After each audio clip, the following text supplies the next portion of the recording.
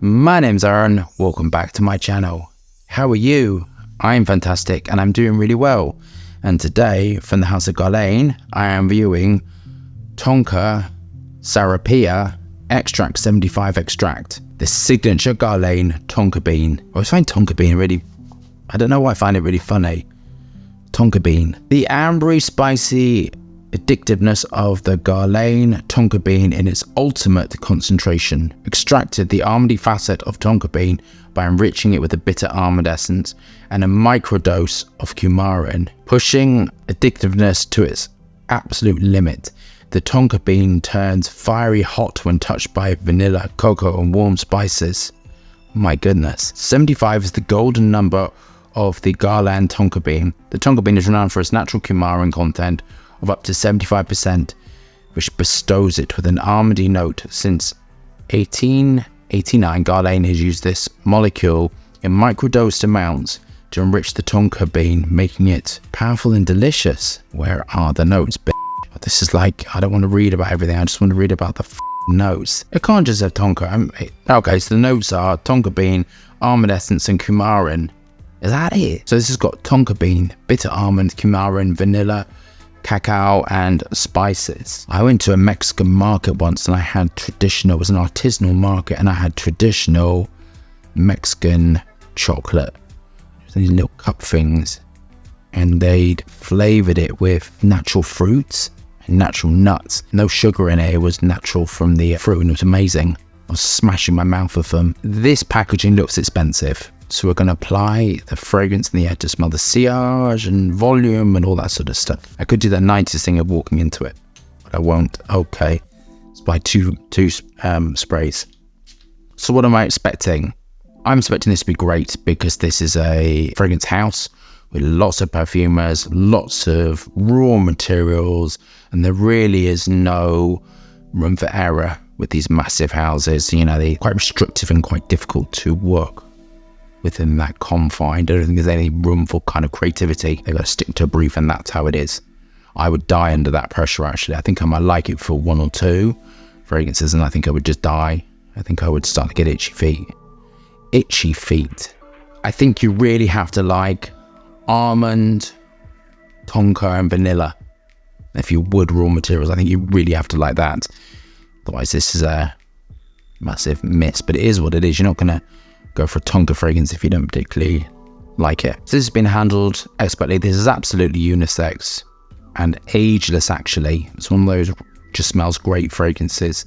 This is utilizing on the, so I'm going to do it on the left and the right. I don't know why I'm doing that, but so on the left is your wood raw materials, your animal raw materials, the credemba to give lift, and the sandalwood like raw materials. And on the right is all your vanillin, coumarin, ethyl maltol raw materials. That's how I'm seeing the construction of the fragrance in my mind. Surprisingly vibrant, because when you're dealing with powders such as vanillin, ethyl maltol, coumarin, isobutanol, all this sort of stuff, it is difficult to get elevation out of the fragrance.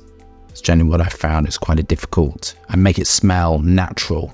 You can make things smell synthetic and get lift, but it's very difficult to make it smell natural and sticking to like a gourmand fragrance without it smelling crazy or fake or sickly or vomit-inducing chemical sludge. Obviously, Isu Super is the backbone. You would automatically go to Isu Super because it gives very, very good wood amber structure and backbone to this type of fragrance. I think it's been handled really great. A little bit of patchouli, a little bit of balsams to help give it some enrichment to the fragrance. On to my final thoughts. I think this is a great fragrance. How much was it? Did I say how much it was? So this is £500 for 50 ml. Oh my goodness. So Tonka Absolute, I think when I purchased it, it was, I think, similar but less to vanilla. Vanilla, I know, is £10,000 a kilogram. I remember this being less. The Tonka being, I think, between 6 and 8, but still kind of a lot. I think this is a great fragrance. I think the packaging is beautiful. It smells timeless. It smells unisex. Smells great. Lovely bit of lift, lovely bit of volume. Doesn't smell of aroma chemicals it has a natural interpretation of tonka and vanilla. There's a bit I don't like about it actually, and that is the use of floral compounds. It's kind of, that's what I'm detecting now, like phenol ethyl alcohol. That's kind of what I'm detecting. To me, initially, I really like the wood compounds, like the vanilla, liked all that. But now I'm starting to detect the phenol ethyl alcohol, and it's starting to turn a little bit feminine on my skin, which is not great for me. And then the price is, oh my goodness, that's all I'm going to say, £495 for a little thing. It is what it is. I mean, it's obviously the prestige line of Guerlain, but I think £495. Do I think it's worth it? I don't know. I mean, I don't want to discredit them or anything, but to me, it feels a little bit out there. I think if you've got the money for this sort of thing, I think it's great. Do I think it's the best vanilla tonka fragrance in the world? I don't know. I'm not particularly... The phenol ethyl alcohol, there's a floral aspect to it, which I'm not liking, and that I'm detecting now. I'm going to give it a 7 out of 10.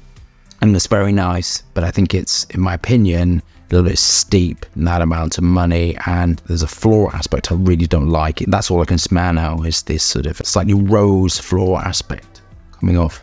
And now it's turned quite feminine and powdery, so now I've got like a powdery aspect to it, so I'm not really a fan. Initially I loved it, the dry down, and now I don't particularly like it. Yeah, I think 7 is fine.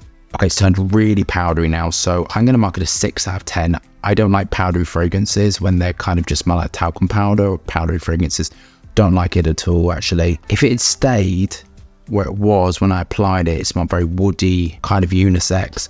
Now it's gone quite feminine. So I think if you're after a more female-leading tonka fragrance, I think this is for you. But for me, I don't really want to smell a powder. Powdery tonka bean. I don't want to smell like a powdery tonka bean. So if you love that review, thumbs up and subscribe for more fascinating, interesting content, lots of moving hands, and lots of fragrance views. Hope you're staying safe and well. See you soon.